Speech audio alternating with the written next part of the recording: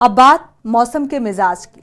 दीपावली के बाद मौसम का मिजाज बदलने लगा है। सुबह शाम की सिहरन के साथ ही रात का पारा गिरने लगा है और ऐसे में मौसम विभाग ने कई राज्यों में बारिश की संभावना जताई है, जिससे पूरे प्रभाव के साथ सर्दी दस्तक देने वाली है। हालांकि अगर बारिश होती है तो प्रदूषण के धुलने से लोगों को राहत जरूर मिल सकती है। देखिए ये रिपोर्ट।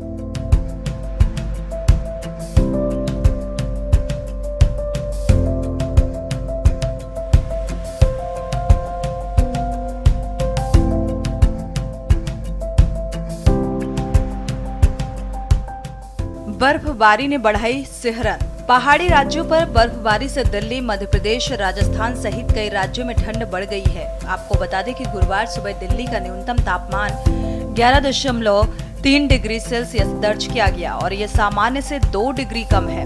राजस्थान के जयपुर में न्यूनतम तापमान 13.8 डिग्री सेल्सियस रहा। बुधवार रात में माउंट आबू में पारा 6 डिग्री सेल्सियस पहुंच गया था। सीकर में 7.5 और चूरू में 9.4 डिग्री सेल्सियस तापमान रहा, जबकि मध्य प्रदेश के भोपाल में पिछले 5 दिन के दौरान तापमान में 4.4 डिग्री की गिरावट दर्ज हुई। भारतीय मौसम विज्ञान विभाग के मुताबिक नवंबर के आखिरी हफ्ते तक उत्तर भारत के राज्यों में ठंड और बढ़ेगी। दूसरी तरफ आईएमडी ने केरल, मणिपुर, मिजोरम, त्रिपुरा और नागालैंड में बारिश का अलर्ट जारी किया है। अगले 24 घंटे के दौरान तमिलनाडु, आंध्र प्रदेश, पश्चिम बंगाल और ओडिशा में भारी बारिश की संभावना है। यूपी के मौसम में तेजी से बदलाव। वहीं उत्तर प्रदेश के मौसम में भी अब तेजी से बदलाव होना शुरू हो चुका है। सूबे में धीरे धीरे ठंड ने दस्तक दे दी है। शाम के वक्त मौसम में बदलाव देखने को मिल रहा है और रात होते ही मौसम में ठंडक आ रही है। वहीं भारतीय मौसम विभाग के आईएमडी के मुताबिक लखनऊ केंद्र के मुताबिक आने वाले दिनों में न्यूनतम तापमान में 1 से आधा डिग्री सेल्सियस तक बढ़ोतरी दर्ज हो सकती है। वहीं बादलों की आवाजाही के बीच बूंदाबांदी की संभावना बनी हुई है। बंगाल की खाड़ी पर बना लो प्रेशर।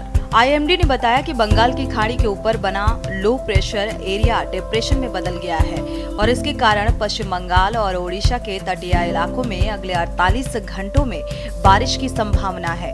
18 नवंबर तक नागालैंड, मिजोरम, त्रिपुरा और मणिपुर में भारी बारिश हो सकती है। असम और मेघालय में 17 नवंबर को भारी वर्षा का अलर्ट जारी किया गया है। दिल्ली में प्रदूषण से राहत नहीं। आईएमडी के मुताबिक रांची में 18 से 21 नवंबर तक सुबह कोहरे के साथ बादल भी छाए रह सकते हैं।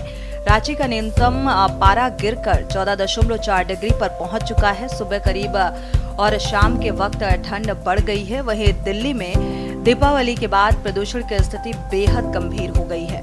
गुरुवार को लगातार चौथे दिन कई इलाकों में एयर क्वालिटी इंडेक्स AQI 400 के पार हो गया है। सुबह 7 बजे दिल्ली के भवाना में AQI 442, जहांगीरपुरी में 441 और आनंद विहार में 412 दर्ज किया गया।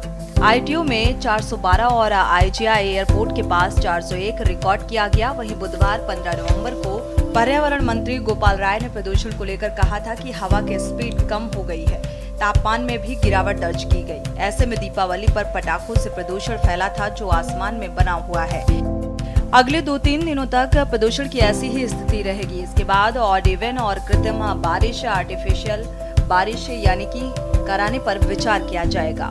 दिल्ली की केजरीवाल सरकार 21 और 22 नवंबर को दिल्ली में पहली बार आर्टिफिशियल बारिश का प्लान तैयार कर रही थी और इसके लिए पर्यावरण मंत्री गोपाल राय ने 8 नवंबर को IIT कानपुर के वैज्ञानिकों के साथ बैठक की थी और इसी बीच 9 से 10 नवंबर को बारिश हो गई। इससे प्रदूषण का स्तर 50% कम हो गया था।